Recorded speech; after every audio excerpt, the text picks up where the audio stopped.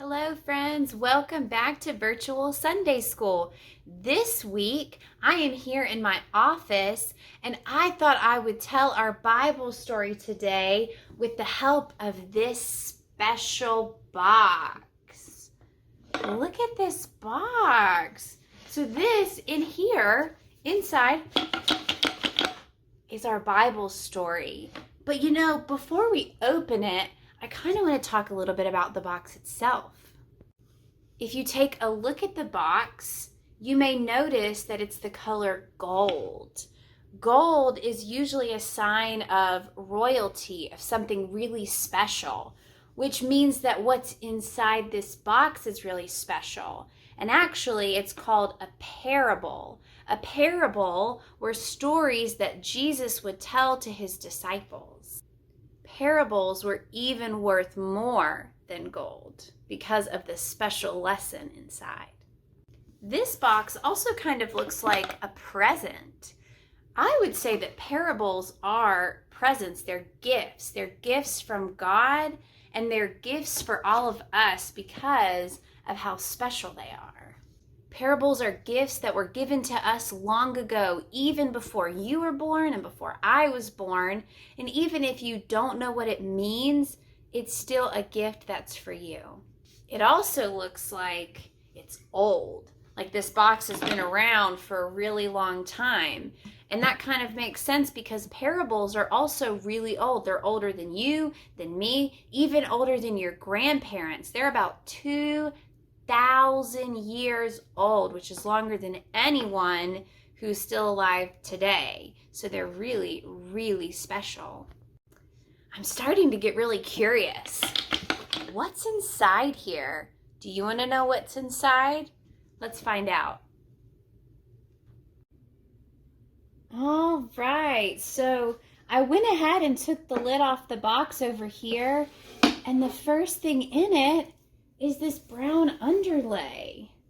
I think this is going to be really important in helping understand our story.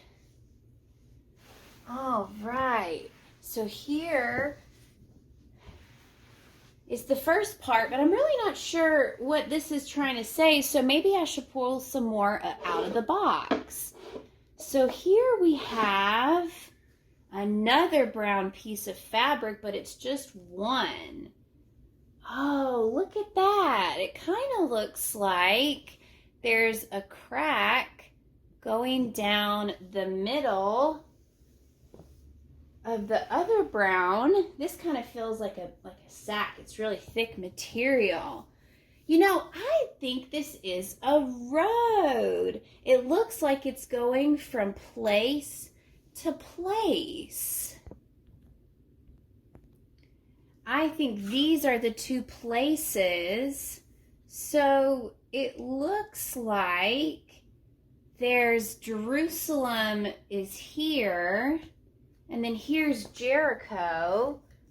I think our story might be about someone who travels from here all the way there. Next, we have these two black things. They kind of look like rocks or like boulders, maybe. I'm going to put those there. And I think these are going to go here, and we'll figure out what happens next with those characters. So now we have our story set up, but what does it mean? There was once someone who did such amazing things and said such wonderful things that people followed him. His name was Jesus, and one day someone asked him, "What is the most important thing in life?" And Jesus said, "You already know." Well, I don't know. What does that mean? So I think I would ask Jesus, what does that mean? Who is my neighbor?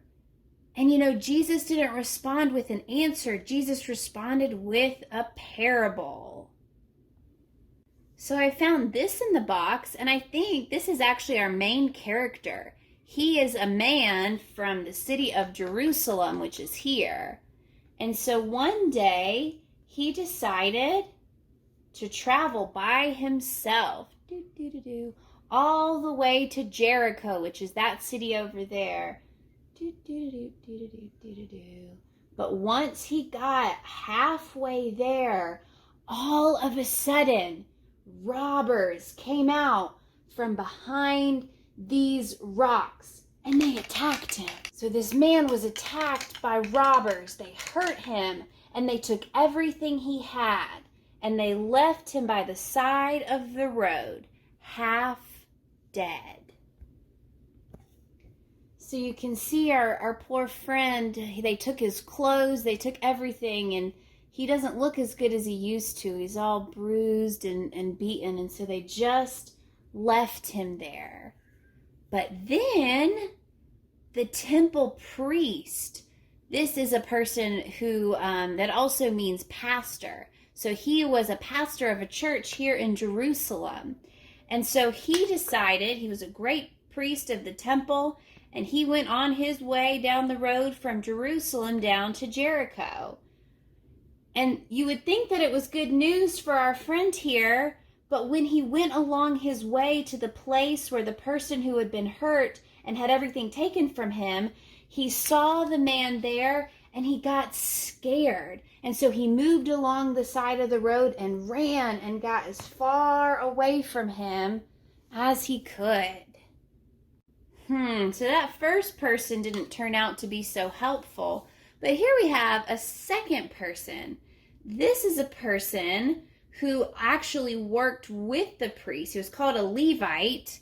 And so he worked in the church as well. And so he was on his way, making his way down to Jericho, all the way down that way. But then he saw this person who needed help.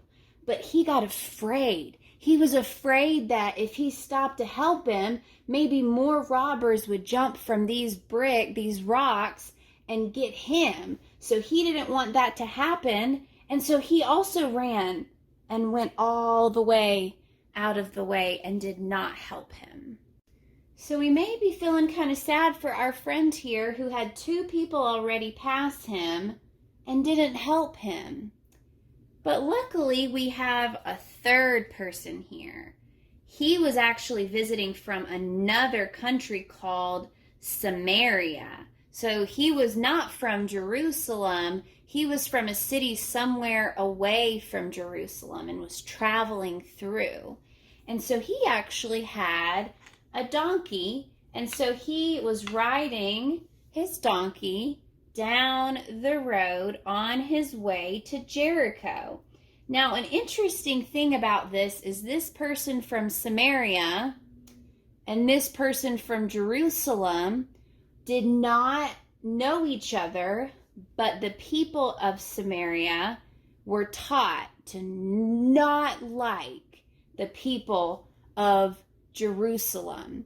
And the people of Jerusalem were taught to not like the people of Samaria. So the people in Samaria did not like the people in Jerusalem. And the people in Jerusalem did not like the people from Samaria. So you would think that also this person would see the man hurt and would also go by. But that's actually not what happened. When the stranger came to where the person who had been hurt and had everything taken from him was on the side of the road, this man saw that this man was half dead. And so the stranger stopped and he got off his donkey and he went to check on him. And he gave him his coat. He took the coat off of his body and wrapped it around him. And he gave him some medicine, and he actually put him on his donkey. And so instead of riding his donkey, he pulled the donkey with the man from Jerusalem and helped to take him all the way down to the village of Jericho. Once they made their way to Jericho, the stranger found a place for them to stay for the night. And he got him a nice, warm, and cozy bed where he slept. And the stranger even stayed with him all night And in the morning, he gave the innkeeper enough money for this man to stay until he felt better. And so he helped the stranger until he was all better. And then he left and traveled on his way. And so because of the kindness of the stranger, our friend from Jerusalem survived, and he fully recovered and made his way back to Jerusalem. Now I wonder, who truly was this man's neighbor? Was it the temple priest, the first person who passed by? I don't think so, because this person kept on walking. What about the Levite, the guy who also works at the church? Was he a good neighbor? I don't think so, because he also saw the guy hurting and was afraid that he would get hurt, and so he ran off as well. What about the third person? The one who's the Samaritan. I wonder, do you think he was a good neighbor? Yeah, I think he was a good neighbor, because not only did he help this person feel better, he stayed with him until he was all the way better, longer than he probably needed to stay with him. And he's who we call the Good Samaritan. He's the one who we think of when we think about this story and who is the good neighbor. What I find most interesting about this story is that the Good Samaritan had to be so brave to have compassion. Because as I said earlier, the Samaritan and the people of Samaria were taught that they should not like the people of Jerusalem. And the people of Jerusalem were taught that they should not like the people of Samaria. So imagine if this person had listened to that. This guy who was beaten and left on the side of the road may have died if not for the Good Samaritan. The Good Samaritan saw a person who was loved by God who needed help. But the Samaritan had to be brave to be compassionate. The Samaritan had to be brave because there was a chance that he could have gotten hurt. The person from Jerusalem could have been mean to him. He could have said, "No, I don't want your help," or he could have tried to do something unkind to him, but he didn't. So sometimes it's not easy to be brave, especially when people in front of you are choosing a different path. But the Samaritan shows us how to be a good neighbor. And so friends, Miss Erin has an activity and some thoughts for you all about how you can also think about this story and be brave and also be a good neighbor. Good morning.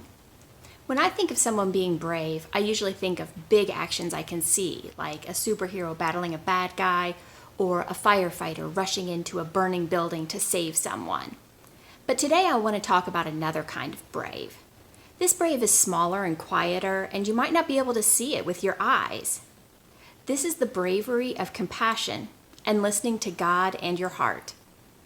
Sometimes the things that scare us are on the outside.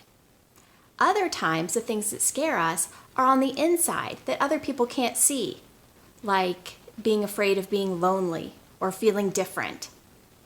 Those kinds of things take a different kind of bravery, but it's also the kind of bravery that other people can help you with. When I was growing up, I didn't like going into new places where I didn't know people. I grew up in a very, very small town, and most of the time, I knew everybody when I went someplace. It was extremely rare if I didn't know anybody there. It was a small town and I knew everybody. Even as a grown-up, that still isn't my favorite thing to do. I like it better when I know somebody and I can talk to somebody right away. It makes me feel a little nervous to go into a new situation. But I know there's two things that make it easier for me. The first one is getting a little help from God. If I'm going into a situation where I feel a little nervous, I can say a prayer. Please, God, be with me.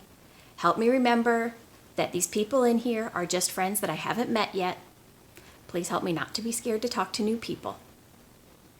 The other thing that can make that situation easier is when someone else comes over and talks to me. Bravery can be shared. You might find yourself in new situations this summer. New camps, new activities, new groups of people. When you're in a group where you feel a little uncomfortable or a little nervous, look for someone who looks like they might be really brave and talk to them. Or if you're in a place where you know somebody, a place that you have friends, and you see somebody new walk in, help them be brave and go over and introduce yourself. Talk to them, find out something about them, help them feel more at home and more comfortable in the new place. So you can be brave on your own and you can share your bravery with others. I'll see you next week. Bye-bye.